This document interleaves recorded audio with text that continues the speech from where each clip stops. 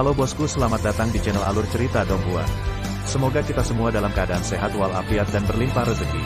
Saat ini Mimin ingin membagikan kembali alur cerita dari film Donghua, Legend of Martial Immortal, dan Mimin ingin mengingatkan bahwa konten ini full spoiler. Sebelum menonton jangan lupa subscribe, like dan komen ya. Oh ya, jangan lupa aktifkan juga notifikasinya biar nggak ketinggalan video terbaru. Tanpa basa-basi berlama-lama selanjutnya, yuk kita langsung saja dengarkan cerita terbarunya.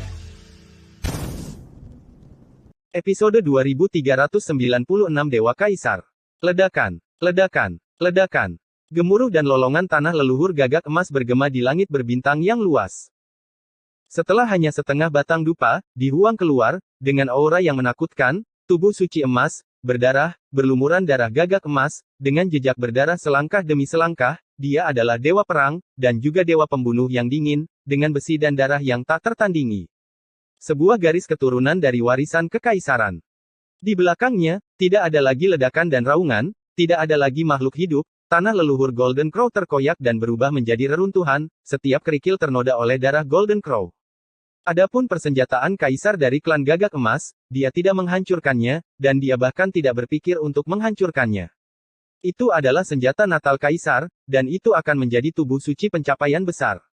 Dibandingkan dengan seorang kaisar agung, itu adalah satu-satunya wajah kurus yang tersisa. Apakah ini akan punah? Melihat kepergian Kaisar Huang, semua orang di dunia masih tidak puas. Tidak nyata bahwa klan prasejarah dan garis keturunan kaisar telah dimusnahkan seperti ini. Mulai hari ini dan seterusnya, tidak akan ada lagi gagak emas di dunia ini. Klan benar-benar memotong warisan kaisar. Klan Jinwu yang memohon kematian, dan mereka tidak bisa mengeluh tentang menjadi tubuh suci. Jika Kaisar Jinwu masih hidup, aku tidak tahu bagaimana perasaannya. Jika dia masih hidup, dia akan menjadi dimarahi oleh Kaisar Huang sampai dia tidak bisa mengangkat kepalanya. Hong Huang Qilin berkata dengan acuh tak acuh, Kaisar adalah orang-orang kuno bersinar hari ini, tetapi klan Golden Crow musnah, dan Anda, Great Emperor Golden Crow, juga harus disalahkan. Anda harus meninggalkan sila leluhur agar keturunan klan Ru mengerti apa yang menjadi orang biasa di semua wilayah. Setelah Dihuang pergi, dia pergi mencari keluarga lain, dan semua langit dan manusia mengikutinya. Tapi tanah leluhur Golden Crow cukup hidup, klon yang tak terhitung jumlahnya menyapu harta karun, bahkan 5 raja surgawi dari area terlarang juga berlari masuk dan mengambil beberapa harta rahasia. Setelah saya suka mengambil kebocoran. Tentu saja, Dihuang tahu tentang masalah ini, dan dia tidak punya waktu untuk berbicara dengannya. Dia telah melihat 5 raja surga yang tidak tahu malu. Tidak lama kemudian, Dihuang berhenti lagi, dan itu adalah medan bintang yang mati. Orang-orang yang tertangkap kali ini adalah anggota klan Qiongqi. Tidak peduli seberapa rahasia mereka bersembunyi, mereka tidak bisa lepas dari matanya yang mengintip. Meskipun Zange tampak ketakutan, dia tidak menunjukkan tanda-tanda menyerah. Jika kamu patuh, kamu akan hidup, jika kamu menentangnya, kamu akan binasa, kata Dihuang dengan ringan. Kaisar klan Qiongqi tidak menjawab, tetapi melihat seorang pemuda berambut ungu berjalan keluar dari tanah leluhur Qiongqi, menggendong prajurit kaisar dari klan Qiongqi, matanya seperti bintang, rambut hitamnya seperti air terjun, dia mengenakan baju besi kuno, mengungkapkan perubahan kehidupan Qi, seolah berdiri di sungai panjang waktu, seolah datang dari zaman yang jauh, perawakannya megah, seperti gunung raksasa yang menjulang tinggi, menekan alam semesta. Itu adalah Qiongqi yang aneh, disertai dengan penglihatan di sekujur tubuhnya, membawa kekuatan menghancurkan langit dan bumi, tingkat kultivasinya tidak dapat dilihat, tetapi dapat dilihat bahwa ada udara kaisar yang mengalir keluar dari tubuhnya, dan seluruh tubuh terjalin dengan hukum jalan ekstrim, yang tampak samar-samar terlihat, berdiri di langit berbintang yang luas, itu benar-benar seperti seorang kaisar agung. Pikiran ilahi. Chu Xuaner berbisik dengan nada agak terkejut. Ibu, apakah Divine Sense of the Emperor? Mata indah Ye Ling berkilat. Itu adalah pikiran Dewa Kaisar sebelum kematiannya. Chu Linger berbisik, berbeda dari sisa jiwa Kaisar, pikiran Dewa mempertahankan kekuatan tempur Kaisar. Menurut legenda, itu dapat diintegrasikan ke dalam tubuh manusia dan dapat panggil Kaisar kembali. Di masa lalu, klan ular ketika dihancurkan, ada tubuh Kaisar ular, yang tidak pernah memikirkan klan Qiongqi, dan masih memiliki indera ilahi Kaisar. Orang tua itu menghela nafas, latar belakang dunia prasejarah memang menakutkan. Pemuda Qiongqi yang keluar seharusnya adalah pangeran dari klan Qiongqi. Tepatnya, dia adalah seorang pangeran yang telah memadukan akal ilahi kaisar. Dewa keenam Jenderal menyentuh dagunya, tampaknya dia ingin berlatih dengan tubuh suci Dacheng untuk melindungi klan Qionqi. Kaisar Qionqi sendiri ada di sini, dan dia mungkin bukan lawan Di Huang, apalagi di Shenzhen. Long Changjie tersenyum dan menggelengkan kepalanya, apakah kamu benar-benar berpikir bahwa tubuh suci Dacheng hanya untuk pertunjukan? Memang, Di Huang adalah mereka yang mengabaikan pikiran ilahi kaisar, tidak ada kaisar agung di era ini, matanya benar-benar menantang, meski tidak ada gelombang di sumur kuno, ada pandangan dewa. Para biksu dari surga tidak takut pada diri mereka sendiri, 5 kaisar agung telah memilih, jadi mengapa takut dengan perasaan ilahi kaisar, seperti yang dikatakan Long Changji, bahkan jika kaisar Qionqi datang, dia mungkin tidak dapat menjatuhkannya. Tubuh suci Dacheng jadi bagaimana jika dia memiliki kekuatan bertarung kaisar agung, tetapi dia juga bukan tandingan kaisar Huang. Kaisar pertama dari klan kami ingin bertarung dengan sesama pengikut Tao.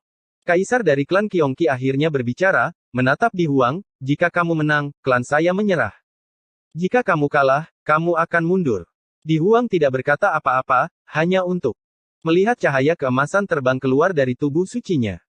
Cahaya keemasan itu juga merupakan pikiran dewa menjadi tubuh suci, di bawah perhatian dunia, berubah menjadi sosok manusia, persis sama dengan yang dilahirkan oleh Di Huang, dan sama-sama luar biasa.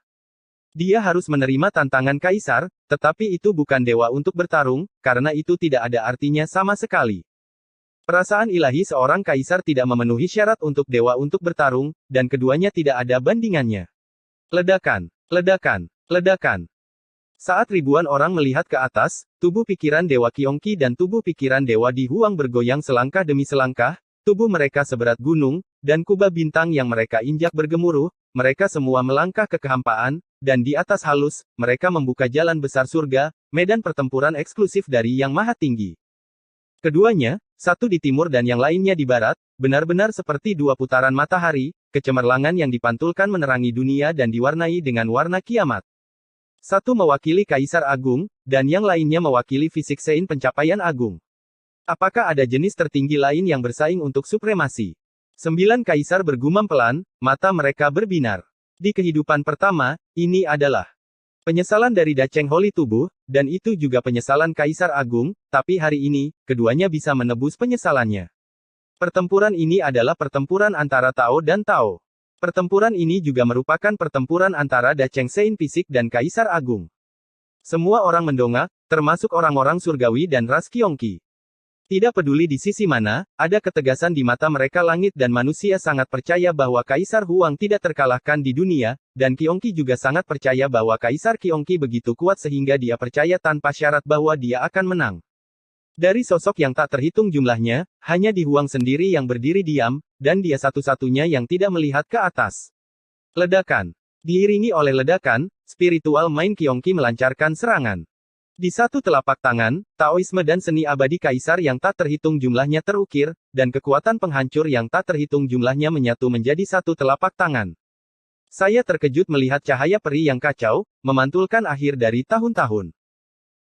Kaisar Senian tidak lemah di pusat perhatian, tidak memiliki tentara atau senjata, hanya kepalan emas, dan kekacauan berubah menjadi Taiji, dan ether berubah menjadi jalan yang tak terbatas dan tak berujung, berevolusi di telapak tangannya, dan cara yang tak terkalahkan dikumpulkan, yaitu tubuh suci Dacheng. Jalan perang diukir dengan keyakinan bahwa saya tak terkalahkan.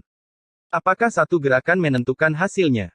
Zhan Wang berkata, dia dapat melihat bahwa tidak peduli apakah itu orang miskin atau kaisar, mereka semua memiliki kekuatan tempur puncak, dan mereka tidak berencana untuk melakukan gerakan kedua. Untuk pembangkit tenaga listrik tingkat ini, kemenangan atau kekalahan hanya membutuhkan satu pukulan, kata Si Chen dengan santai. Begitu kata-kata itu jatuh, telapak tangan dan pukulan saling bertabrakan setelah bertahun-tahun tanpa akhir.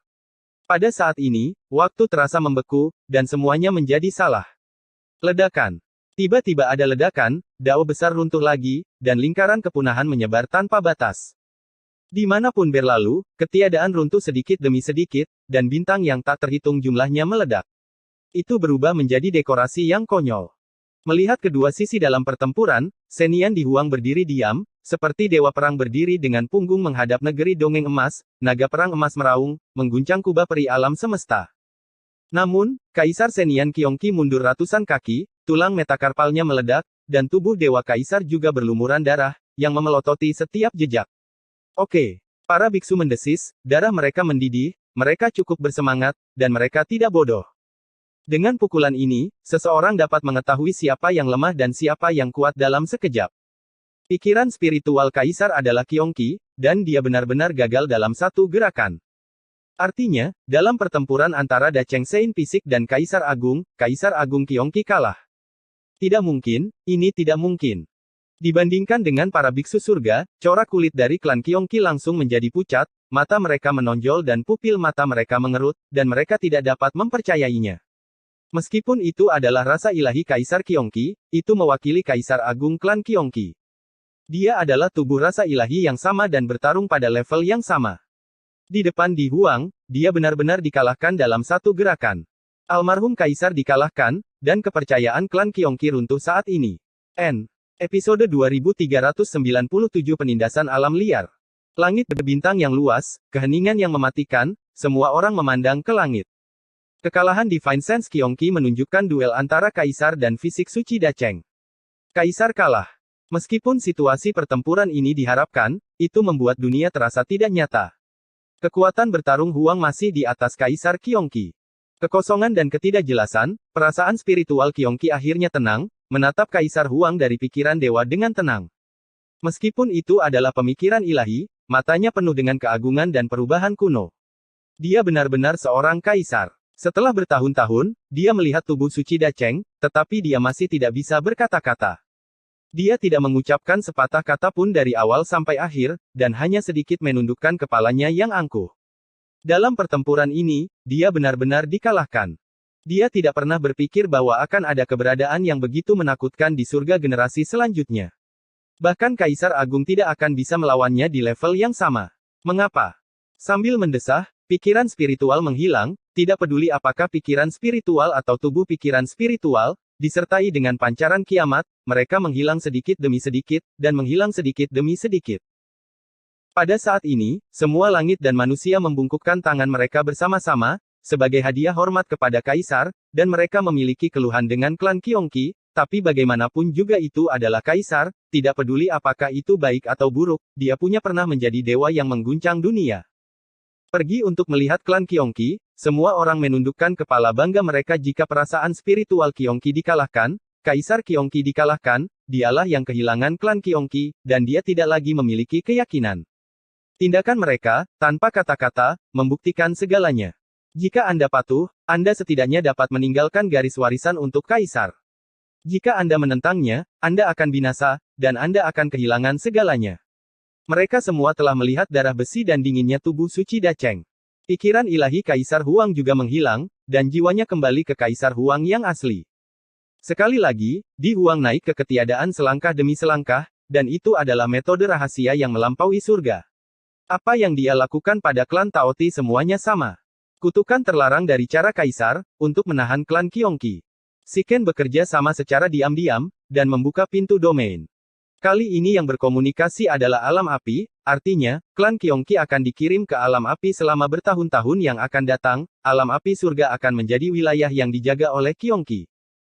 Ketika suku Kyongki pergi, mereka merasakan hal yang sama persis dengan suku Taoti, mata mereka penuh dengan ketidakberdayaan dan kesedihan, begitu mereka melangkah ke lorong, mereka tidak lupa untuk melihat ke belakang, sulit untuk kembali. Tidak ada yang memiliki belas kasihan, dan tidak mungkin memiliki belas kasihan. Jika saya tahu kesengsaraan hari ini, mengapa saya melakukan perbuatan jahat di awal? Dibandingkan dengan perbuatan jahat Kyongki, jiwa-jiwa yang meninggal secara tragis itu sungguh menyedihkan. Setelah klan Kyongki pergi, Di Huang juga berbalik dan pergi. Para biksu surga berdiri tegak dan lurus, mengikuti satu demi satu, mengikuti dalam diam. Mereka semua berubah menjadi avatar dan memasuki tanah leluhur Kyongki. Karya ini tidak pernah mengecewakan Supreme, dan tidak akan pernah menyimpan apa yang bisa diambil. Saya bisa jangan menunggu untuk memindahkan seluruh rumah primordial Demon Land bersama-sama. Pada hari ini, langit berbintang tidak damai, dan terdengar gemuruh satu demi satu. Di Huang benar-benar seorang pemimpin, memimpin adik laki-laki, berjalan dan menghancurkan sepanjang jalan. Seperti Kyongki, dia tidak membunuh mereka yang menyerah di tempat, tetapi hanya mengumpulkan jiwa leluhur alam liar, menanam kutukan terlarang di jalan kaisar, dan mendistribusikannya ke alam lain, dan membiarkan mereka menjaga diri mereka sendiri. Untuk seorang pemberontak seperti Gagak Emas, satu suap mewarisi cara kaisar, dan satu suap lebih baik mati daripada menyerah. Dia selalu hanya mengatakan satu kata, hidup dengan mengikuti hukum, dan binasa jika Anda menentangnya. Sama sekali tidak ada omong kosong kedua. Fisik suci Dacheng sangat berdarah besi sehingga dia tidak mau mendengarkan Anda. Siapapun yang mendengar kata-kata, lebih baik mati daripada menyerah, akan menyerang di tempat. Pembantaian dingin tidak akan selesai sampai Anda memusnahkan keluarga Anda. Dalam hal ini, Di Huang cukup pengertian, karena dia ingin mati, dia akan memenuhi keinginannya, sehingga, di sepanjang jalan, terlalu banyak ras yang dibunuh olehnya hingga merusak warisan mereka.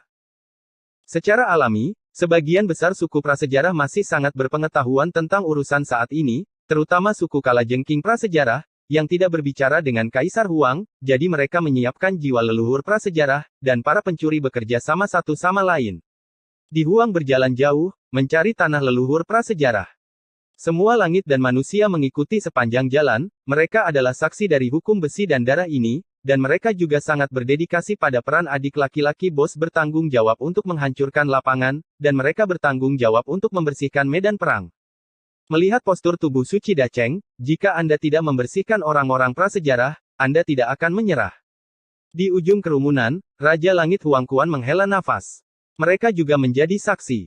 Satu demi satu suku prasejarah ditindas, dan satu demi satu suku prasejarah dimusnahkan.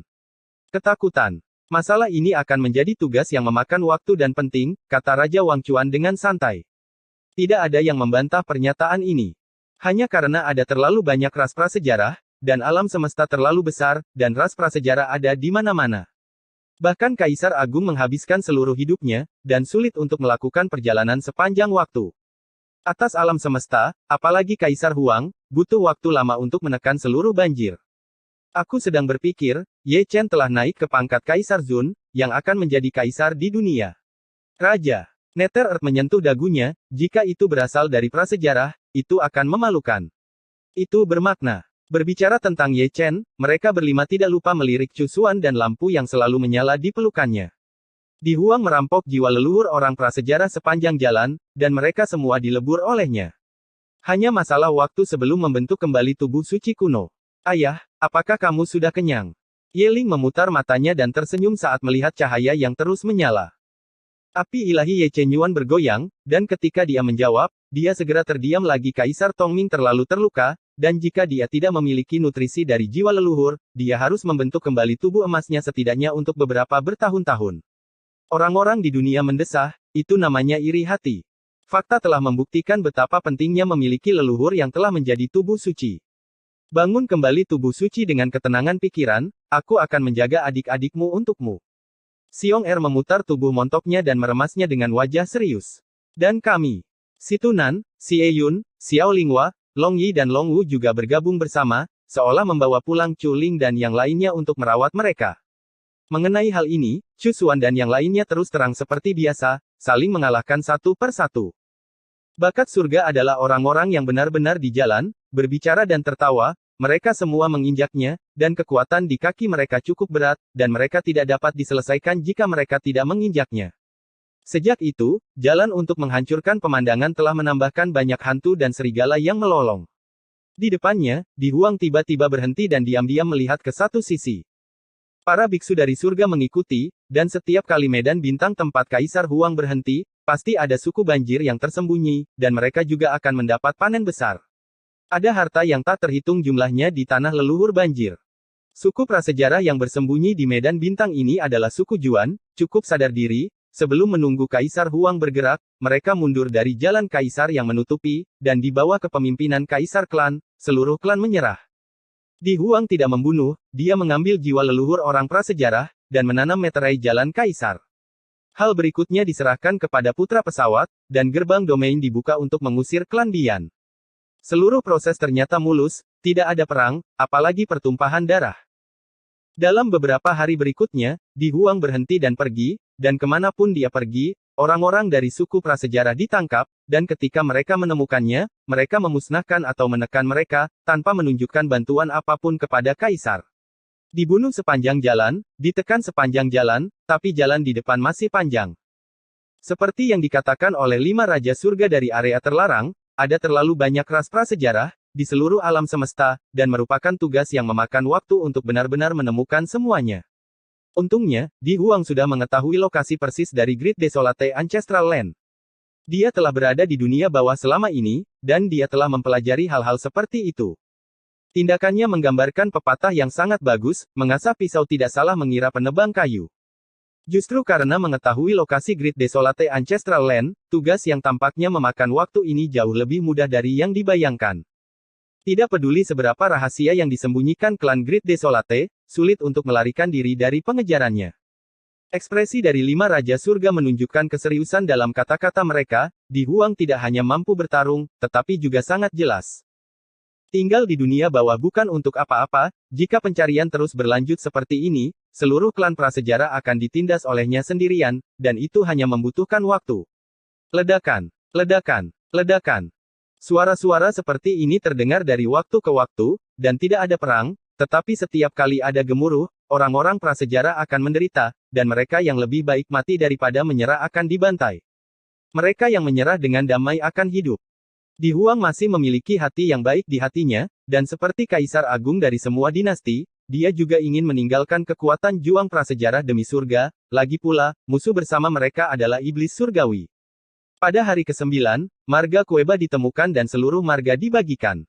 Pada hari ini juga Ye Chen, yang telah melebur ke dalam jiwa leluhurnya lagi, mengumpulkan roh primordial ilusi, hampir transparan, bergoyang dengan angin bintang, dan akan membutuhkan waktu untuk pulih sepenuhnya. Terima kasih atas hadiahnya, senior. Generasi Ekaristi selanjutnya membungkuk dengan hormat kepada leluhur Ekaristi. Di Huang tersenyum, dengan lembut, dan melanjutkan perjalanannya. Bagaimana rasanya menelan jiwa leluhur kuno? Chuling mengedipkan matanya yang indah. Rasanya aneh. Ye Chen menceritakan kalimat seperti itu saat dia melayang pergi. Dia telah mendengar tentang apa yang disebut jiwa leluhur sejak lama, dan hanya orang prasejarah yang memilikinya, karena usia pembiakan mereka sangat dekat dengan awal kekacauan, dan kekuatan spiritual pada zaman itu, asal mula dunia, adalah yang paling murni, kekuatan jiwa kental juga yang paling asli. Hanya ketika jiwa nenek moyang dunia prasejarah benar-benar menyatu, seseorang dapat menyadari misterinya. Dia hanya merasa ada kekuatan misterius dalam roh primordial. Dia menyebutnya asal mula kekacauan, yang bertepatan dengan jalannya. Jiwa kelahiranmu sangat kuat. Ji Ningsuang tersenyum lembut, dan dapat dengan jelas merasakan kekuatan baru yang ditambahkan oleh jiwa Ye Chen, yang tertidur di kedalaman jiwa. Kekuatannya terlalu jauh dan terlalu mengerikan. Tubuh suci telah bangkit. Gadis-gadis itu juga tersenyum manis, dengan air mata masih tersisa di sudut mata mereka. Ye Chen tersenyum, dan melihat tubuh jiwa dengan kepala menunduk. Kekuatan roh primordial jauh lebih halus dari sebelumnya, dan dia telah maju ke negara kuasi kaisar, yang jauh dari sebanding dengan puncak dunia. Orang bijak yang hebat. Nak, tolong santai saja di masa depan. Long Yi mengikuti, mencengkeram pinggangnya. Apa? Ye Chen mengangkat matanya, tidak tahu kenapa. Di Huang telah mengintegrasikan kutukan terlarang dari jalan kaisar ke dalam jiwamu. Long Wu berkata dengan santai, itu adalah kutukan terlarang yang sangat menakutkan. Hanya dengan satu pikiran darimu, orang-orang prasejarah yang ditanam dengan kutukan terlarang itu akan dihancurkan dalam sekejap ya. Tentu saja, jika kamu mati, orang-orang prasejarah itu tidak akan bisa hidup. Terus terang, nyawa orang-orang prasejarah yang ditugaskan ada di tanganmu. Bei Sheng tertawa, keluargamu senior, ini cara menahan orang prasejarah. Ye Chen mengangkat alisnya, dan buru-buru melihat ke dalam jiwanya, tetapi dia tidak menemukan kutukan terlarang dari jalan kaisar. Jika orang prasejarah memberontak, kutukan terlarang akan terwujud. Di Huang, yang berjalan di kehampaan tak berujung, mengirim kembali kalimat, dan omong-omong, menjelaskan misteri kutukan terlarang kepada Ye Chen. Nenek moyang Ekaristi memang bermaksud baik. Ye Chen tahu itu di dalam hatinya, punggungnya lurus, dan kutukan terlarang dari jalan kaisar tiba-tiba merasa bahwa nilainya sendiri langsung meningkat beberapa tingkat. Tidak masalah jika dia mati, orang prasejarah akan dimakamkan bersama dia, dan satu orang memegang kehidupan manusia prasejarah tidak ada yang memiliki kehormatan seperti ini. Pada hari ke-10, klan Jinyi ditemukan dan menyerah tanpa syarat. Pada hari ke-11, klan hantu tertangkap, dan mereka masih ingin melarikan diri, namun lebih dari setengahnya dibunuh oleh Di Huang. Pada hari ke-19, tanah leluhur suku Suani muncul dan ditindas habis-habisan. Pada hari ke-26, klan Kunpeng ditemukan, dan mereka lebih baik mati daripada menyerah, dan seluruh klan pergi menemui leluhur mereka. Pada hari ke-34, tanah leluhur klan Loah Darah runtuh. Pada hari ke-49, klan Armadillo dimusnahkan dan warisan jalan kaisar mereka dipotong. Pada hari ke-58, tanah leluhur klan Surga Pembunuh meledak, dan seluruh klan dikirim ke Leiyu. Tubuh suci Dacheng, dingin dan berdarah besi, ditekan sepanjang jalan. Berapa banyak ras yang dikirim, dan berapa banyak ras yang dibantai, darah menodai langit berbintang. Para biksu dari seluruh dunia semuanya hadir, mereka adalah penonton yang diam, setiap kali klan ditekan, mereka akan menyapu harta yang tak ada habisnya. Penindasan berdarah ini berlangsung selama 3 bulan. Tidak sampai bulan keempat itu benar-benar berakhir. Seluruh klan prasejarah, kecuali mereka yang dibantai, ras yang tersisa, tanpa kecuali, semuanya ditekan, kehilangan jiwa leluhur mereka, dan melemparkan kutukan terlarang. Jalan kaisar semua diasingkan ke domain lain. Hari ini layak untuk diperingati. Kumpulan makhluk pertama di dunia, manusia prasejarah yang telah meracuni langit selama jutaan tahun, akhirnya ditekan oleh besi dan darah, dan gunung raksasa yang menekan kepala dunia adalah akhirnya terguling. Cahaya di dunia semakin terang. Dacheng Sein Emperor Huang telah melakukan sesuatu yang belum pernah dilakukan oleh kaisar sebelumnya. Meskipun prosesnya sangat berdarah, itu cukup berguna. Seperti permaisuri teratai merah, dia akan menanggung reputasi jahat seumur hidup. Langit berbintang, tidak ada dunia prasejarah. Ada perubahan dalam senyuman langit dan manusia, dan mereka merasa tidak nyata. Tidak ada perang, kamu bisa istirahat dan istirahat. Semua tetua mengeluarkan kendi, mata mereka penuh kelelahan, prasejarah ditekan, dan jika tidak ada lagi kekacauan, rakyat jelata akhirnya memiliki kesempatan untuk bernapas ini dia, jangan takut. Kita seharusnya beruntung. Suku-suku prasejarah yang berdiri di sisi surga, seperti unicorn prasejarah dan burung merak berwarna-warni, semuanya menghela nafas lega. Jika tidak, mereka akan diasingkan. Mungkin, keluarga itu akan terhapus oleh kaisar, dan fakta telah membuktikan betapa pentingnya antrean Feng Shui bergiliran, dan langit bertahan hingga saat ini. Aku punya firasat bahwa zaman keemasan akan datang, kata Qi Yangzi penuh arti. Bukan hanya dia, terlalu banyak orang yang memiliki perasaan ini, terutama Kaisar Semu yang berada di puncak, yang memiliki perasaan paling nyata tentang penindasan cara kaisar, karena Ye Chen dinobatkan sebagai Kaisar Semu, penindasan terhadap cara kaisar jauh lebih lemah. Artinya, pada tahun dan bulan tertentu di masa depan, mungkin ada kaisar baru di surga, dan setiap orang yang hadir mungkin adalah orang yang mengabadikan kaisar, tidak terkecuali Hong Huang. Tirai sudah berakhir. 5 raja surgawi dari zona terlarang tersenyum, masing-masing berbalik, dan langsung menuju Xuan Huang. Di Huang menekan sepanjang jalan, dan mereka mengikuti sepanjang jalan. Hong Huang ditekan, dan Di Huang duduk di langit pria kejam yang lebih menakutkan dari Kaisar Agung. Tirainya sudah berakhir. Di Gunung Jieming, Kaisar Ming menarik napas dalam-dalam. Setelah itu, pria itu mengeluarkan edisi kolektor, tidak perlu khawatir lagi dengan langit, dan akhirnya dia bisa mempelajari edisi kolektornya dengan tenang. Yang terpenting adalah Di Huang tidak ada di sini. Episode 2398 Istirahat dan Pemulihan. Dengan Hong Huang ditekan, api perang yang menyapu langit akhirnya berakhir. Semua pihak sedang dalam perjalanan pulang. Meskipun Hong Huang ditekan, orang-orang di dunia tidak bahagia. Sebaliknya, ada air mata panas di mata mereka. Kelelahan, perubahan, dan kesedihan terukir di wajah mereka. Mereka diam sepanjang jalan. Yang bisa mereka dengar hanyalah isak tangis. Kalau dipikir-pikir, tidak ada pemenang dalam pertempuran ini. Dunia prasejarah menderita banyak korban, jadi mengapa tidak langit ada gunungan mayat dan sungai darah? Gunung dan sungai besar, hancur di mana-mana, reruntuhan di mana-mana, berlumuran darah merah, terlalu banyak jiwa pahlawan, bahkan tidak ada tulang yang tersisa, terlalu banyak warisan, terbunuh hingga punah oleh banjir, terlalu banyak bintang kehidupan purba, karena banjir dan pingsan, tunawisma. Didacu di bawah bulan, kabut darah beterbangan, dan diselimuti kesedihan. Para biksu dari Great Chu berkumpul bersama, Santo Pelindung Great Chu, Kaisar Great Chu, penguasa suci surga, dan para pemimpin dari berbagai kementerian semuanya hadir, berdiri di perbatasan antara Chu Utara dan Selatan, menghadap reruntuhan dari tembok kota Chu Selatan, menuangkan sepotong anggur, dan banyak orang menangis. Tembok kota berdarah itu mengubur terlalu banyak jiwa pahlawan. Malam itu, sebuah tablet batu yang disebut makam pahlawan didirikan di Dacu lagi, dan sebuah nama pribadi terukir di atasnya. Ada yang bereinkarnasi, ada yang mati dalam invasi iblis surgawi, dan ada yang dimakamkan di perang hebat dengan yang lain, tetapi beberapa orang hanyalah nama pribadi. Seperti Dacu, benua Nether, benua Xuan Huang, setiap bidang bintang, dan setiap bintang kuno juga telah mendirikan monumen pahlawan, menempatkan persembahan, kesturi, dan anggur keruh untuk mengenang jiwa-jiwa heroik yang tewas dalam pertempuran. Melolong dan menangis. Pertempuran dahsyat telah membasuh langit menjadi darah, hancur dan hancur. Setelah perang, waktu pemulihan tiba. Para biarawan surga yang berkumpul karena perang prasejarah membawa manusia bersama mereka, dan berlari ke empat arah, disertai dengan darah dan air mata, dan memulai perjalanan untuk kembali ke kampung halaman mereka dan membangun kembali tanah air mereka.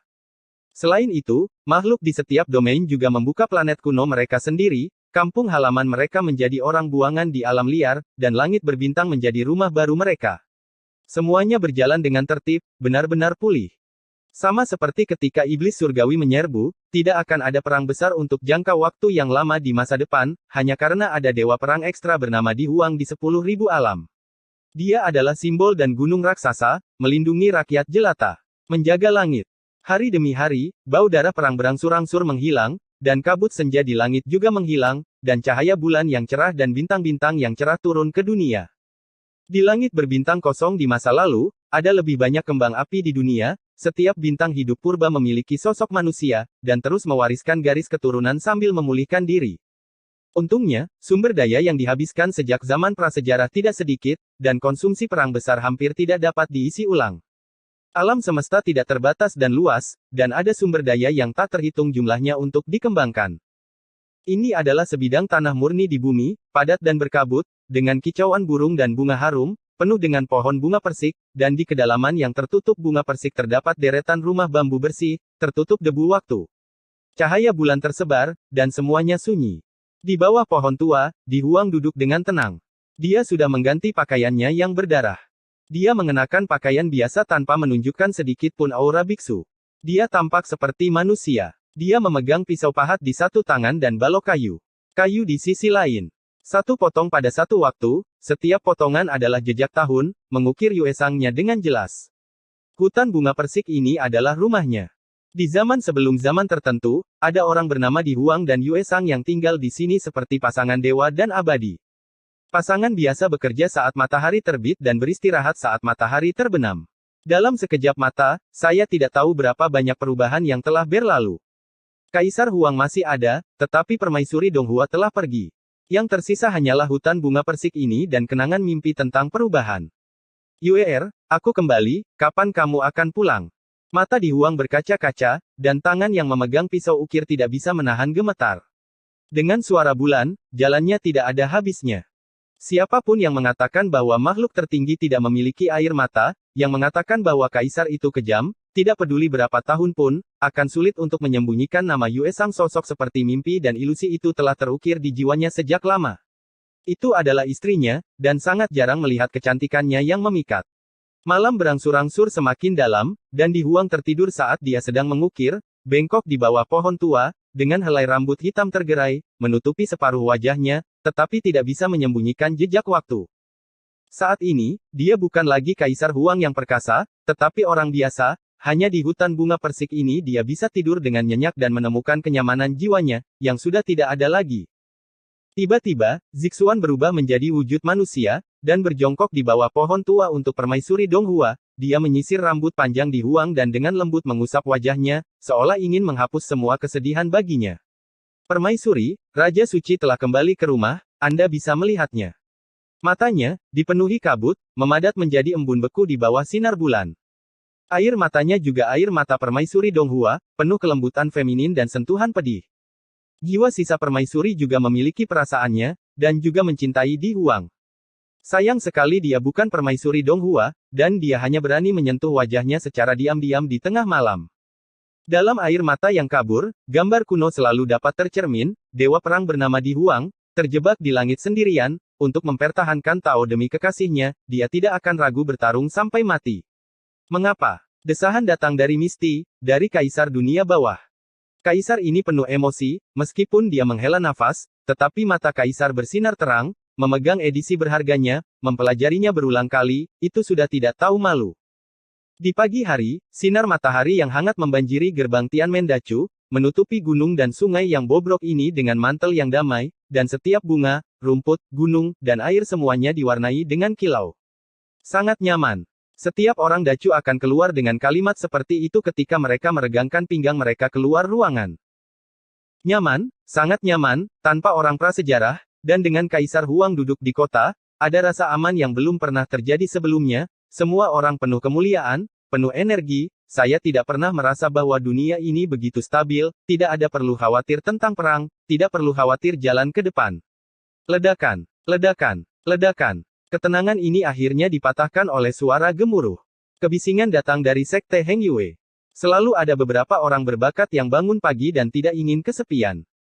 Jadi, mereka mulai menjatuhkan ranjau satu demi satu menuju setiap puncak gunung, dan itu adalah hal yang indah untuk dikatakan. Bangun, melempar ranjau darat pagi-pagi sekali, idiot. Pria gendut sialan, aku tahu itu kamu, jika kamu melemparnya lagi, aku akan menendangmu sampai mati. Xie Yun, kamu sangat sakit. Sebelum langit cerah, bergema di seluruh dunia bakat Heng Yue masih sangat energik, dan mereka akan selalu melakukan beberapa hal tak tahu malu secara tidak sengaja. Dibandingkan dengan dunia luar, Yun Feng sangat hangat.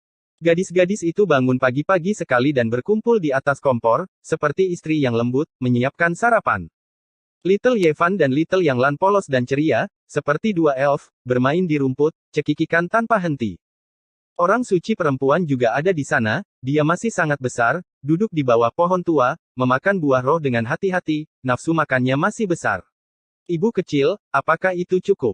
Yeling tertawa, cukup pengertian, dan membawa dua keranjang lagi. Aku tidak tahu bagaimana orang sekecil itu bisa makan begitu banyak, atau apakah Ekaristi memiliki nafsu makan yang besar. Jangan panggil aku ibu, aku bukan ibumu. Kedua wali perempuan itu memegang buah spiritual di tangan kecil mereka, dan mereka makan makanan yang enak dan manis. Bakat seperti dia tidak bisa dimiliki oleh orang biasa.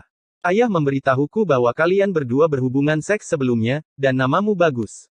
Di tempat tidur, kamu termasuk jenis yang hidup. Yeling berjongkok, tertawa lagi.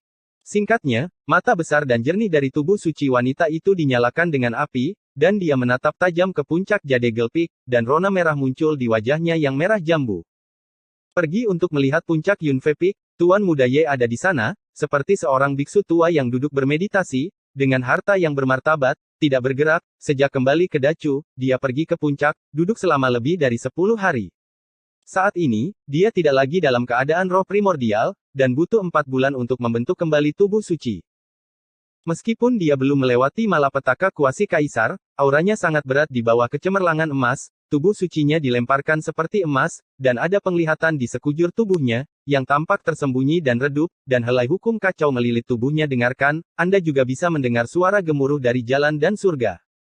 Lihatlah bagian atas kepalanya, kuali dewa yang kacau mengambang, berdengung dan bergetar. Tuannya telah maju ke negara kuasi kaisar, dan sebagai senjata kelahirannya, ia juga telah maju ke senjata kuasi kaisar.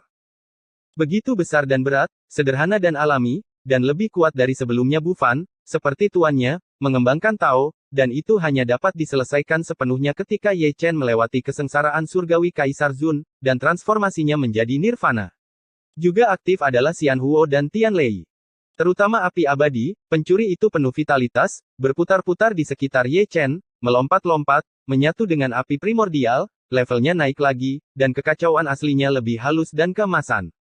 Sangat disayangkan bahwa itu masih belum berubah menjadi api yang kacau. Jika kita mengatakan bahwa levelnya saat ini mirip dengan Kaisar Semu Puncak, kesulitan untuk mengubahnya menjadi api yang kacau juga setara dengan puncak. Kuasi Kaisar Api Kekacauan, tetapi langkah terakhir Nirvana adalah parit yang sebenarnya, mungkin Ye Chen dan akan sulit untuk dilalui sepanjang hidup mereka. Dengan angin sepoi-sepoi bertiup, tubuh Ye Chen sedikit bergetar. Dalam kegelapan, dia sepertinya melihat pola Dewa Emas, yaitu segel kutukan jalan Kaisar yang dikatakan Di Huang, melekat di kedalaman jiwanya, itu juga terlihat samar, tidak terlihat dan tidak berwujud. Dia saat ini tidak dapat mengerahkan kekuatan segel kutukan, seperti yang dikatakan Di Huang, hanya ketika Hong Huang memberontak barulah itu dapat memberikan efek yang sebenarnya. Saya tidak tahu kapan, saya melihatnya membuka matanya. Segera, dia melihat dua sinar cahaya nyata keluar dari matanya, membuat dua lubang di ruang hampa. Mata emasnya terlalu menakutkan, dan bisa dipadamkan hanya dengan satu pandangan. Orang suci yang hebat, ini adalah kekuatan dari tubuh suci kuasi kaisar. Namun, kekuatan muridnya habis, dan matanya dari 6 alam reinkarnasi masih memproklamirkan diri. Meskipun cahaya langit telah habis, matanya mendapatkan kembali ketenangannya. Mereka sedalam langit berbintang, bersinar dengan cahaya bintang keemasan.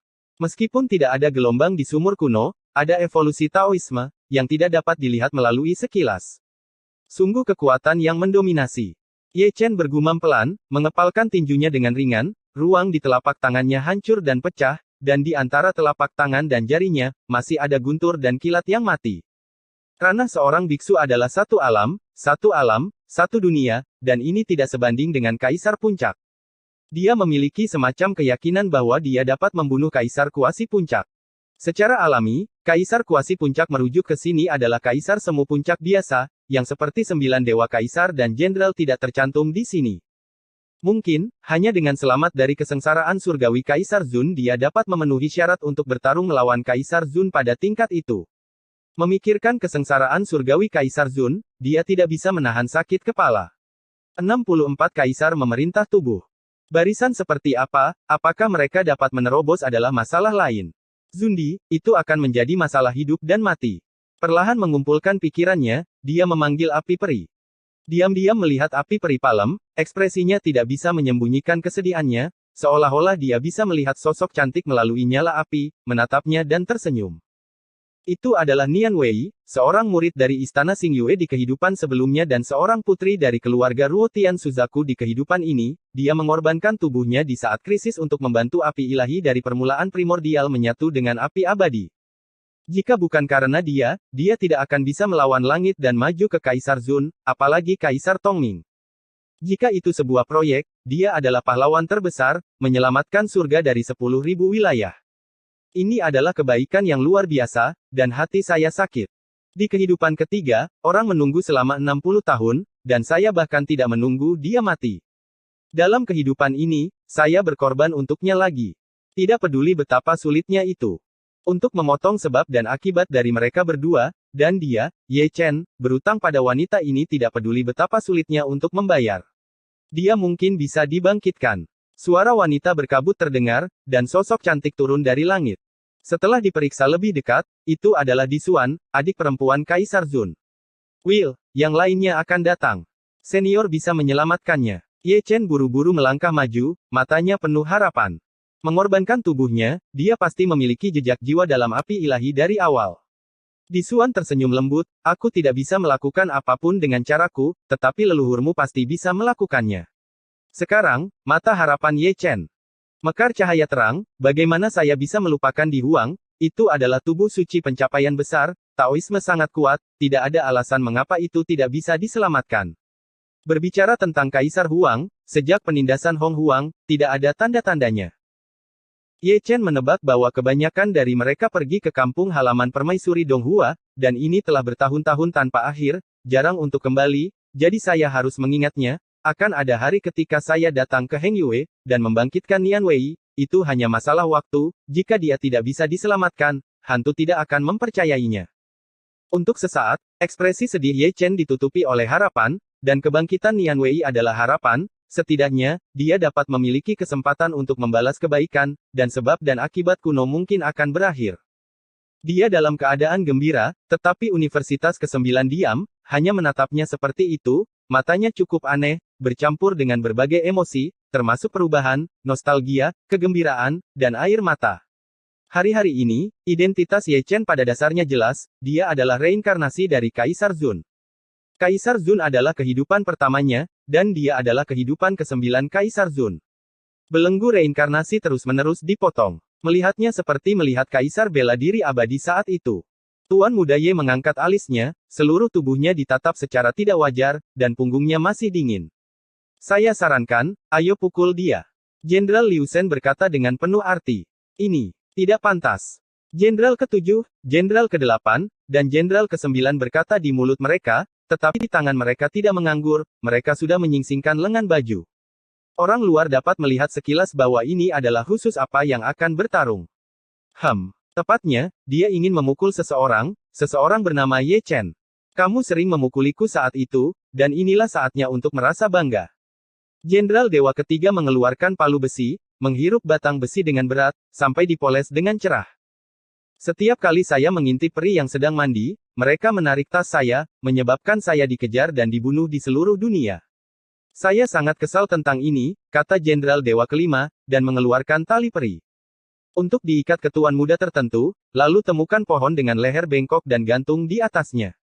Sejujurnya, aku sudah lama ingin mengalahkannya. Dewa Jenderal keempat menarik napas dalam-dalam, aku tidak bisa melakukannya saat itu, tapi hari ini, aku harus mengajarinya bagaimana berperilaku. Episode 2399 Satu Pikiran untuk Keabadian.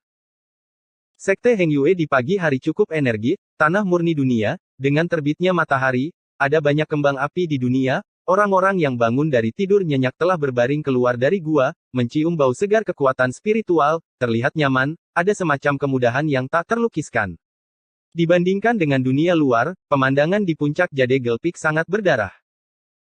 Yang disebut berdarah mengacu pada Ye Dasao, memegang kepalanya seperti seorang pembaharu tenaga kerja, jongkok di tanah lemas, dengan dahi biru, wajah bengkak, mata panda, rambut hitam seperti air terjun, tergores seperti kandang ayam, atau salah satu dari lubang hidungnya berdarah, dan sekilas orang bisa tahu bahwa itu dipukuli oleh seseorang. Sejauh ini, dia tidak tahu mengapa dia dipukuli, dan dia tidak tahu mengapa para dewa dan jenderal begitu marah, mereka sama sekali tidak memperlakukannya sebagai manusia, dan dia dipukuli dengan palu, yang mana membuatnya ragu akan hidupnya. Heng Yuezong, bakat yang luar biasa. Senang menjadi muda, sangat energi, seperti yang aku tunggu-tunggu. Dapat dilihat bahwa wajah setiap orang terukir dengan kata besar, Suang. Meskipun Ye Chen yang memukulnya, mereka semua memukulinya sebagai seorang kaisar, yang sangat keren. Tak tertandingi seperti San Sheng dan Dixuan, mereka jauh lebih pendiam, mereka tidak ikut serta dalam pemukulan, dan masing-masing dari mereka memegang cermin kecil, melihat ke cermin kecil, merawat rambut mereka yang sedikit berantakan, dari awal hingga akhir, mereka semua baik-baik saja sepertinya manusia, hanya berlari untuk melihat orang dipukuli. Ibu, ayah sepertinya telah dipukuli. Di bawah, Ye Ling mengangkat kepalanya, matanya yang indah berbinar, dan dia menyaksikan adegan berdarah itu dari awal sampai akhir. Aku bisa melihatnya. Menantu perempuan tuan muda Ye semuanya dalam posisi yang sama. Mereka semua memegang dagu mereka dengan satu tangan dan melihat ke puncak-puncak gadis giok. Ketika para dewa datang, mereka semua tahu, dan ketika mereka mengalahkan Ye Chen, mereka semua dapat melihat dengan jelas, gambarnya sangat menarik, untuk beberapa alasan, tidak ada yang merasa tertekan, dan pemeriksaan visual, tidak satupun dari mereka adalah menantu perempuan mereka sendiri. Di meja makan, ketiga lelaki kecil itu adalah yang paling berdedikasi dan menikmati makanan. Terutama tubuh suci wanita, yang paling bisa dimakan, nafsu makan besar, nafsu makan yang baik, hanya secara tidak sengaja, melirik puncak gadis giok, saya tidak tahu mengapa 9 jenderal besar mengalahkan Ye Chen, tetapi adegan Ye Chen sedang dipukuli, orang-orang yang menontonnya merasa sangat segar, belum lagi betapa bahagianya mereka. Wajah tuan muda Ye benar-benar gelap, saya tidak tahu berapa kali dia yakin, orang-orang tua ini sangat gila, ada begitu banyak orang di Dacu, mengapa mereka menangkap saya dan memukuli mereka sendirian. Di masa depan, ayo datang lagi. Para dewa akan menepuk Ye Chen, dengan ekspresi penuh arti di wajahnya, dia datang dan pergi dengan cepat, kaki dan kakinya mulus, dan pinggangnya lurus. Setelah bertahun-tahun, dia menjadi akhirnya gembira sudah bertahun-tahun, tidak begitu menyenangkan. Dan ekspresi Kaisar Hades adalah yang paling tulus.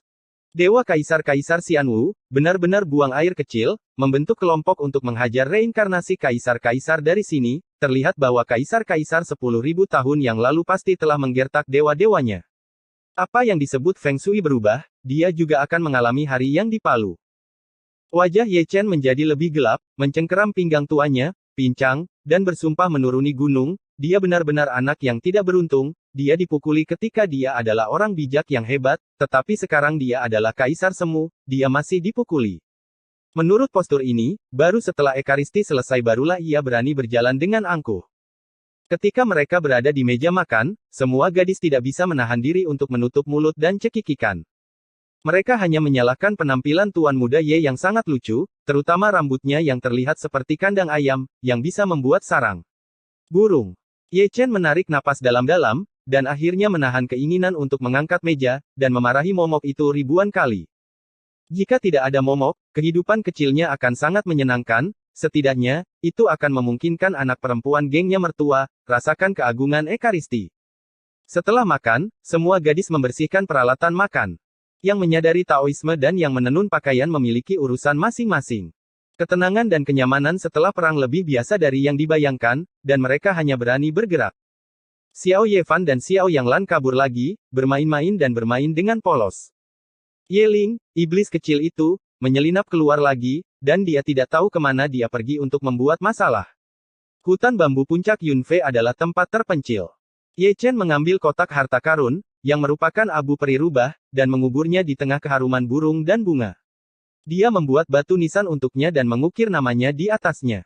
Peri dari klan rubah, setelah 9 generasi reinkarnasi, menggantikannya Ye Chen satu kehidupan, ini juga kebaikan yang tidak bisa dibalas seumur hidup.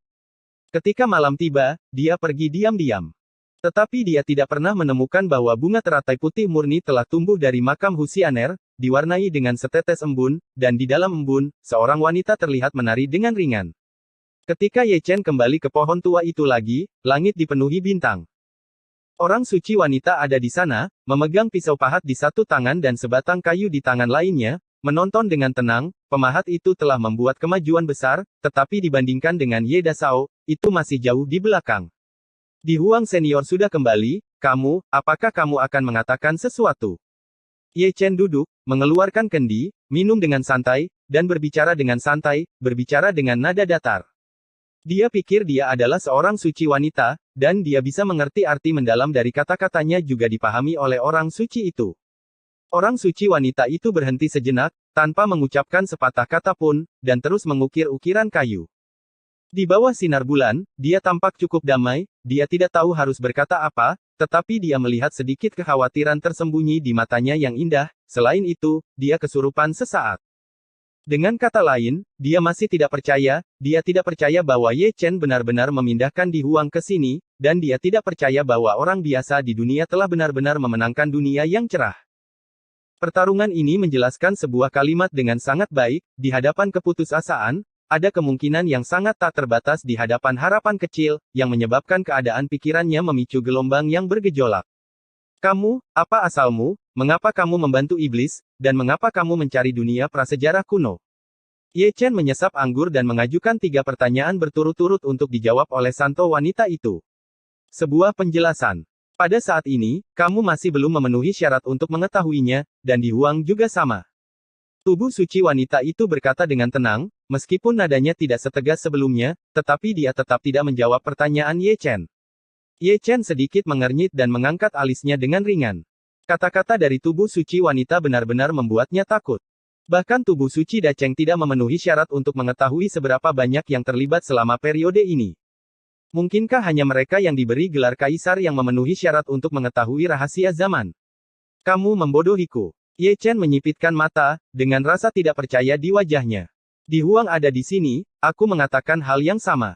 Orang suci perempuan itu baru saja membenamkan dirinya dalam ukiran-ukiran kayu. Ye Chen melengkungkan bibirnya, masih tak percaya. Jika dia bisa, dia benar-benar ingin menemukan Di Huang sekarang, dan ingin melihat apakah si kecil ini, Ekaristi, berani mengatakan itu, satu kalimat pada satu waktu. Di Huang, seberapa tinggi senioritas Anda? Namun, bagaimana dia tahu bahwa tubuh suci wanita tidak pernah memperhatikan Kaisar Huang dari awal hingga akhir? Tubuh suci yang agung hanyalah aliran kecil, dan itu jauh dari cukup. Huang Na dan yang lainnya hanya bisa mati di detik. Malam berangsur-angsur semakin dalam, dan semuanya hening. Ukiran kayu santo wanita akhirnya selesai. Setelah menepuk serbuk gergaji, dia dengan malas bangkit dan dengan santai melemparkan ukiran kayu itu ke Ye Chen, seolah mengatakan, saya menghargai Anda. Ye Chen menurunkan matanya dan melihat bahwa itu adalah cusuan atau culing yang terukir. Itu sangat hidup. Ukiran semacam ini sudah di tingkat master, dan itu jauh lebih baik daripada katak tua. Orang suci wanita itu bangkit dan berjalan menuju kamar kerja dengan langkah terhuyung-huyung. Ye Chen berdiri, aku tidak tahu siapa namamu, tapi kamu selalu bisa mengatakannya. Sejujurnya, nama ini kedengarannya tidak terlalu bagus. Ye Chen tidak bisa menahan diri untuk tidak menyentuh dagunya. Ini adalah pertama kalinya dia melihat seorang suci wanita merespons dengan begitu sederhana, dia sedikit lengah. Orang suci wanita pergi, dan Yun Feng yang cantik jatuh ke dalam ketenangan. Ye Chen menyingkirkan ukiran kayu, melirik ketiadaan, dan menantikan kedatangan Kaisar Huang. Dia memiliki banyak keraguan dan menunggu pendahulunya untuk menjawabnya, seperti Chu Xuan dan Chu Ling, dan tubuh suci wanita. Namun, sejak Perang Besar, tidak ada kabar tentang Di Huang, dan dia tidak tahu kapan dia akan datang. Tunggu sebentar lagi, leluhur pasti akan menghidupkanmu kembali. Ye Chen menatap dan Haixian Huo, lalu berjalan menuruni puncak Yunfei, pergi ke Gunung Longyi, melihat tubuh abadi kecil itu, dan tidur dengan nyenyak, berbicara tentang ibu dalam dirinya mimpi. Sejauh ini, dia belum memulihkan ingatan akan kehidupan sebelumnya. Di tengah malam, dia meninggalkan sekte Heng Yue dan berjalan melewati kehampaan. Setelah perang, ini adalah pertama kalinya dia melihat Dacu, gunung-gunung besar dan sungai-sungai masih ada, tetapi mereka sangat bobrok, dan masih ada darah yang belum mengering, sebagian dari para biarawannya, dan sebagian dari orang-orang prasejarah.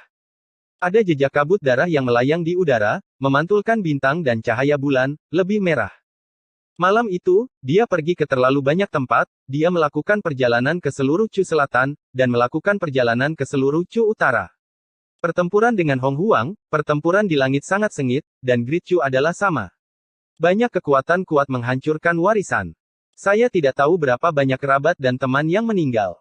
Di perbatasan utara dan selatan Chu, ada kerumunan orang, kebanyakan dari mereka adalah Biksu Chu Agung, serta Kaisar Zun dari Tianxuanmen, dan orang kuat baru yang bergabung dengan Chu Agung, memantulkan bintang dan cahaya bulan. Mereka cukup sibuk.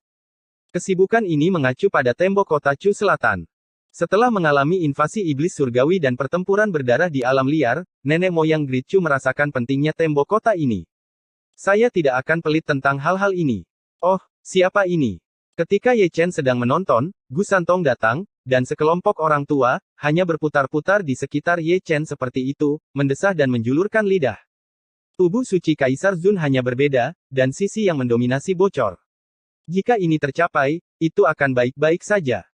Taois Tai mengelus janggutnya, mendesah dengan emosi. Itu semua adalah tubuh suci kuno, dan Ye tubuh Chen memantulkannya sepanjang waktu melihat punggung Di Huang dan memberikan cukup waktu kepada penguasa surga yang suci. Dia pasti lebih menakutkan daripada Di Huang. Saya pikir perlu untuk mengalahkannya secepat mungkin, kata Wu Sanpao dengan penuh arti. Ketika kata-kata itu jatuh, orang ini berlutut, dan ditampar oleh Ye Chen. Dia bahkan menyatukan Gu Santong dan Taois Tai, dan dewa akan memukul saya. Jangkauannya terlalu jauh, selalu berpikir untuk mengalahkan Kaisar, masalah ini harus diperbaiki. Kaisar ke-10 Great Chu pergi, dan pandangan belakang yang dia tinggalkan penuh dengan kekuatan untuk menjadi lebih baik dan lebih baik. Kaisar kita telah benar-benar bangkit. Para biksu Dacu tampak kesurupan, selalu mengingat masa lalu. Ada seorang anak bernama Ye Chen yang menentang langit sepanjang jalan, dan membuat banyak orang tua merasa malu. Sampai hari ini, saya bahkan tidak memiliki kualifikasi untuk melihat ke atas. Apa? Bekerja, Mensan melolong, memegang kapak besarnya, mengutuk, ketika melewati Gu Santong dan yang lainnya, dia menginjak mereka secara sadar, kekuatan kakinya cukup berat, memberi orang tubuh kecil, melangkah di atasnya mengeluarkan suara keras. Ye Chen telah pergi jauh, berjalan perlahan di atas kehampaan, dan menutup matanya. Setelah perang, dia menyadari Dao lagi, karena malapetaka kuasi Kaisar tidak akan berlangsung lama, dan dia perlu meningkatkan pemahamannya tentang Dao sebanyak mungkin sebelum itu, untuk meningkatkan peluangnya untuk selamat dari malapetaka. Tidak takut dengan malapetaka guntur, tetapi hukum tubuh Kaisar, total 64 patung. Melihat ke langit, dunianya yang kacau, Tao berkembang, dan segala sesuatu yang kuat dilakukan, pegunungan ada di mana-mana, sungai vertikal dan horizontal, setiap bunga dan rerumputan, setiap pohon dan setiap pohon, semuanya memiliki spiritualitas, dan segalanya adalah interpretasi dari Tao-nya kekacauan dan 10.000 jalan juga merupakan yang paling suci dari semua hal. Perbedaan dari sebelumnya adalah jalannya yang kacau diisi dengan bunga dari pantai seberang, merah cerah seperti api, masing-masing dengan bunga dan daun, menyatukan pemikiran tentang hidup dan mati dan keabadian. Dan Ye Chen menyadari bahwa satu pikiran adalah abadi.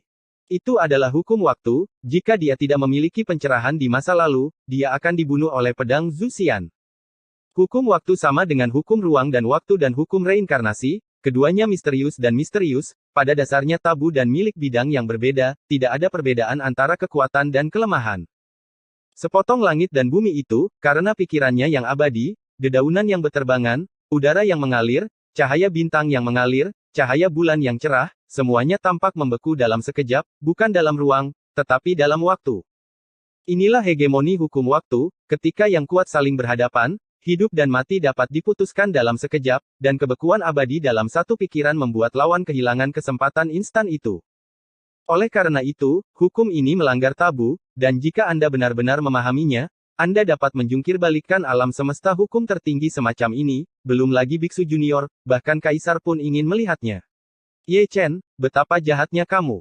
Kaisar dunia bawah sedang menonton, bergumam pada dirinya sendiri lebih dari sekali, selama bertahun-tahun tanpa akhir, dia, kaisar, belum menyentuh hukum waktu. Melihat Ye Chen menyadarinya, bagaimana mungkin dia tidak dipindahkan, jalannya tidak ada habisnya, tidak dalam kultivasi, dia tidak sebaik Ye Chen dalam hal ini.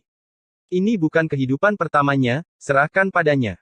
Raja Qin Guang tidak bisa menahan diri untuk tidak menyentuh dagunya, aku masih tidak percaya bahwa seorang bijak kecil sebelum itu dapat memahami hukum waktu. Itu penuh dengan makna yang dalam, dan Kaisar Hades tidak menyadarinya, juga tidak menyadarinya. Hukum tertinggi adalah tentang kebetulan, begitu disadari, itu adalah keberuntungan. Sayang sekali mereka tidak memiliki kesempatan seperti itu, meskipun mereka hidup lebih baik dari Ye Chen. Persepsi mereka tentang Tao jauh di belakang Ye Chen, bahkan Kaisar Dunia Bawah, apalagi 10 kuil Yama mereka. Kaisar Dunia Bawah tidak menanggapi tebakan Raja Qin Guang, dia tidak tahu apakah hukum waktu terlibat dalam kehidupan pertama. Waktu dan ruang, waktu, dan reinkarnasi, tiga hukum yang paling menakutkan, muncul pada orang yang sama, yang mungkin merupakan tanda bahwa bahkan Kaisar, dia tidak dapat melihat melalui Ye Chen. Gunung Jieming juga jatuh ke dalam keheningan yang mematikan. Seorang Kaisar Agung dan Yan Luo dari 10 istana semua memandang Ye Chen, sangat menginginkan hukum tertinggi, berharap untuk memahaminya. Ayo bersiap-siap. Pada suatu saat, Kaisar Ming berkata dengan ringan. Mendengar suara itu, Yan Luo dari 10 istana menarik napas dalam-dalam, dan menggenggam tangan mereka bersama-sama, Kaisar, hati-hati. Setelah mengatakan itu, 10 orang itu berbalik dengan diam-diam, masing-masing turun gunung, dan lari ke berbagai tempat. Kau telah dibekukan, dan saya akan membalas sesegera mungkin setelah pesan teman buku dicairkan. Episode 2400 Pengawasan. Di pagi hari, matahari yang hangat menyinari bumi. Di hari baru, Dacu penuh semangat dan vitalitas, dan seluruh langit memantulkan cahaya harapan. Tahun-tahun pemulihan mungkin sangat lama, dan itu akan menjadi zaman yang damai dan sejahtera. Dacu adalah dunia, dan Ye Chen masih berdiri di sana sepanjang malam. Banyak biksu cu besar lewat, dan ketika mereka melihatnya dari kejauhan, mereka memberi hormat dengan hormat. Ada beberapa orang yang berjalan terlalu cepat dan terlalu dekat dengan Ye Chen, sehingga mereka membeku di sana. Kurungan luar angkasa. Orang-orang tua itu tampak terkejut dan mata mereka bersinar. Saya khawatir tidak sesederhana itu. Rahasia tipe luar angkasa tidak bisa menahan sinar matahari. Mungkinkah itu hukum waktu? Begitu kata-kata itu keluar, semua orang yang hadir terkejut, itu adalah yang tertinggi. Hukum, itu selalu ada hanya dalam legenda, tetapi saya telah melihat orang menggunakannya. Hari ini benar-benar membuka mata. Kaisar Dacu ke-10, benar-benar menentang langit, dan menyadari hukum semacam itu. Di tengah diskusi, Ye Chen, yang menutup matanya, akhirnya bergerak, selangkah demi selangkah, menginjak ketiadaan, perlahan-lahan menjauh. Saat dia berjalan berkeliling, orang-orang yang telah membeku dalam waktu sebelumnya mendapatkan kembali kemampuan mereka untuk bergerak. Mereka semua saling memandang dan saling memandang. Mereka tidak tahu apa yang terjadi, mereka hanya merasa kesurupan sesaat. Mereka yang hadir, tidak ada yang menjelaskan, karena mereka sudah mengikuti langkah Ye Chen. Hukum waktu tidak umum, dan jarang melihat seseorang memahaminya, bagaimana saya bisa melepaskannya? Jika seseorang tidak memperhatikan, sebagian besar waktu dapat mempelajari beberapa hal yang dangkal, itu akan menjadi kekayaan yang menantang surga. Di depan, Ye Chen mengambil waktu, dan bunga merah cerah dari pantai lain mekar satu persatu, menambahkan sentuhan vitalitas pada Chaos Dao, dan juga menambahkan sentuhan kemegahan pada Chaos World. Orang-orang di dunia tidak bisa mengalihkan pandangan, menatap Bian Hua, sejenis bunga yang hanya bisa ditemukan di jalan Huangquan. Dunia belum pernah melihatnya, dan penuh dengan Chaos Dao Ye Chen. Karena adegan ini, semakin banyak orang berkumpul, dan bahkan banyak orang tua yang sedang memulihkan diri dari luka mereka bergegas ke sini, atau dalam kelompok 3, atau dalam tim 5, satu demi satu. Adegan itu sangat menarik perhatian, Ye Chen berjalan di depan, dunia mengikuti di belakang, ada begitu banyak orang, dia tahu dia ada di sini untuk mencerahkan Tao, tetapi dia tidak tahu, dia pikir bos akan memimpin adik untuk menghancurkan adegan. Ye Chen tidak tahu tentang ini, selangkah demi selangkah, menyeberangi sungai Xiongjiang, menyeberangi sungai besar, dan bunga-bunga di pantai seberang mengikutinya seperti bayangan, kemanapun dia pergi, bunga-bunga di pantai lain bermekaran di sana. Yang lebih aneh lagi adalah kemanapun dia melangkah ke dunia, dia selalu bisa melihat dedaunan yang jatuh membeku, dan kekuatan spiritual yang mengalir diam. Segala sesuatu di dunia tampak membeku pada saat itu, yang lebih misterius daripada pengurungan ruang bagi pemirsa, imitasi adalah imitasi tidak datang. Saya tidak tahu kapan Ye Chen membuka matanya yang dalam seluas langit berbintang. Dapat dilihat bahwa alisnya yang cemberut telah banyak diregangkan, dan dia lebih tercerahkan pemahaman hukum waktu memiliki lebih banyak kebenaran, tetapi akan membutuhkan waktu bertahun-tahun untuk benar-benar memahaminya. Pada saat ini, selain kebencian, dia merasa lebih berterima kasih kepada pedang Zuxian. Jika bukan karena itu, dia tidak akan memiliki pencerahan dan menyentuh hukum tertinggi, yang bertentangan dengan langit. Saya telah melihat guru suci. Semua pengikut berkata serempak, mengangkat tangan dan membungkuk.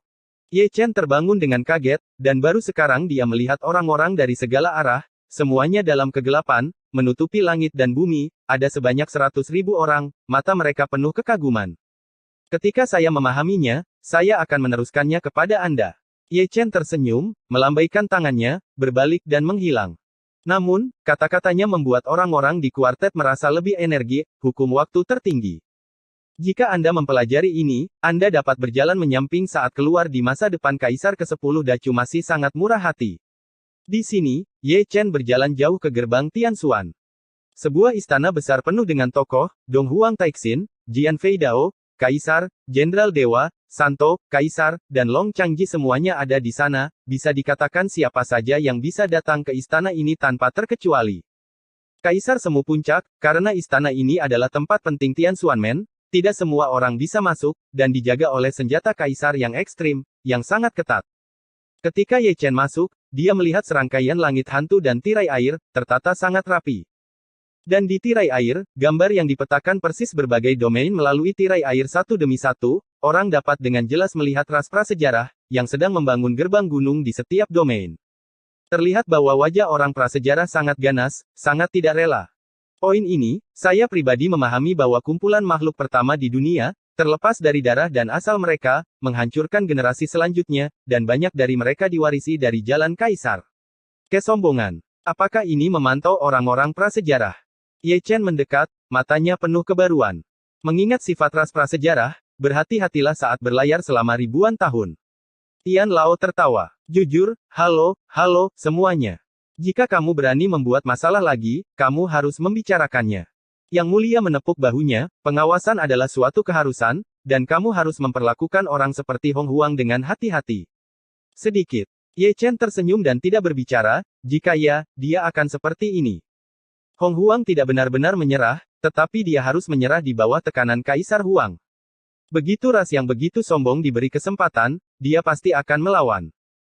Dalam hal kekuatan tempur secara keseluruhan, Hong Huang masih menghancurkan langit, dan di sana tidak ada kaisar yang menahannya kutukan, penindasan Wudi Huang, mereka akan membunuh kembali ke karabin, yang disebut domain hanyalah penghalang, tidak dapat menghentikan mereka.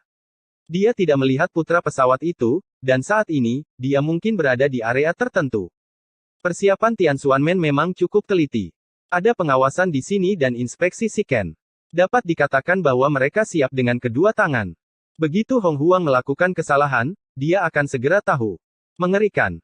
Sambil berbicara, dua orang lagi masuk, mereka seharusnya adalah dua kuasi kaisar yang datang terlambat. Tidak sulit untuk melihat Jiu Jianxian dan Ibu Peri Yaoqi, pipi Ibu Peri Yaoqi telanjang, dan Jiu Jianxian bahkan lebih mulia, sekilas terlihat bahwa ada banyak aktivitas tadi malam. Aku benar-benar ingin tahu apakah tempat tidur di rumahnya rusak atau tidak. Jangan khawatir, aku sudah mengirimkanmu baja murni, yang tidak bisa dihancurkan. Dengan cara ini, aku akan merasakan kemudahan.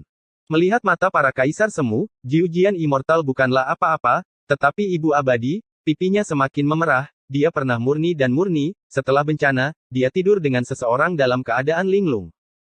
Dong Huang Taixin memandang Jian Feidao, matanya yang indah berbinar, dan ada sedikit kebencian, seolah mengatakan, mereka semua adalah murid Kaisar Zun, jadi kamu tidak akan belajar dari kakak laki-lakimu. Jian Feidao tertawa datar, dan berkata dengan malu. Ayo, barang bagus, satu-satunya di dunia. Di sini, sekelompok kaisar semu tua dan tidak bermoral telah berkumpul di Jiu Jianxian dan mengisi tas penyimpanan satu per satu. Produk khusus Chu adalah obat ajaib untuk afrodisiak, bisa diambil bertahun-tahun. Jiu Jianxian juga malu, jangan anggap remeh jika diberikan oleh orang lain. Adapun ibu peri Yao Qi, dia tidak bisa lagi menutupi adegan itu. Semua orang di Dacu tahu bahwa semua orang gila. Sekarang dia bisa melihatnya, seperti yang diharapkan, sangat jelas apakah dia harus melakukannya atau tidak. Karena semua senior sangat sentimental, hari ini saya akan menunjukkan kepada Anda sesuatu yang menarik, kata Tuan Muda Ye, dengan ekspresi penuh arti di wajahnya, dan apa yang dia katakan tulus. Semua kuasi kaisar mengangkat alis mereka saat mendengarnya, dan melihat ke arah Ye Chen. Tuan Muda Ye mengangkat tangannya, mengambil secarik batu giok dari tas penyimpanan, dan menghancurkannya di tempat. Segera, gambar yang tersegel di slip giok disajikan dengan sempurna. Begitu gambar itu disajikan, semua Zundi yang hadir, terlepas dari pria dan wanita, termasuk Jian Feidao, semua matanya tegak, dan mulutnya yang setengah terbuka sudah lama tidak sembuh. Pantas saja mereka seperti ini, hanya karena gambarnya begitu harum dan indah. Di tengah malam, ada seorang wanita bernama Dong Huang Taixin, yang sendirian, diam-diam menonton film aksi cinta.